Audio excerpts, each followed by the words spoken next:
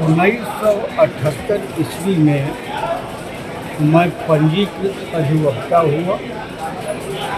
पश्चात 1978 से ही संस्कृत भाषा में विधि कार्य का संपादन करना प्रारंभ किया। पहला मुकदमा आपने कब लड़ा था?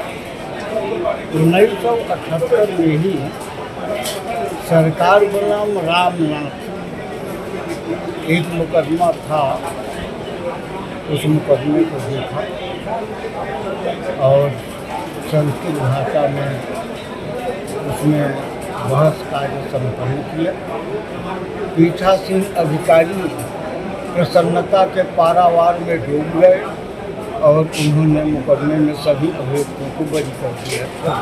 आमतौर पे देखा जाता है वकील हिंदी में, अंग्रेजी में जो है मुकदमों की गिरह करते हैं, तो आपके दिमाग में कभी कैसे आया कि संस्कृत में करनी है और संस्कृत करते समय आपको कभी कोई परेशानी का सामना करना पड़ा कोर्ट में?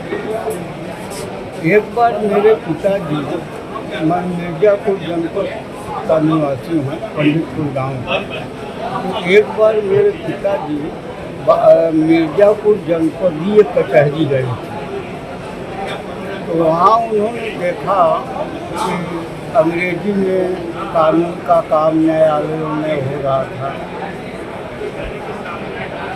हिंदी में न्यायालयों में कानून का सब काम हो रहा था, यहाँ तक कि उर्दू भाषा में भी कुछ काम हो रहा था, पर संस्कृत भाषा में कानून का काम नहीं हो रहा।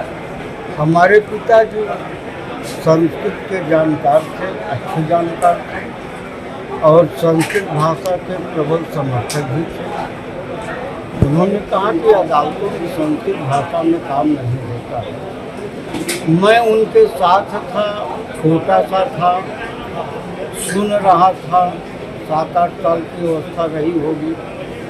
तो मैंने उसी समय यह निर्णय लिया कि मैं अधिवक्ता होऊंगा और संस्कृत भाषा में कानून का काम करूँगा।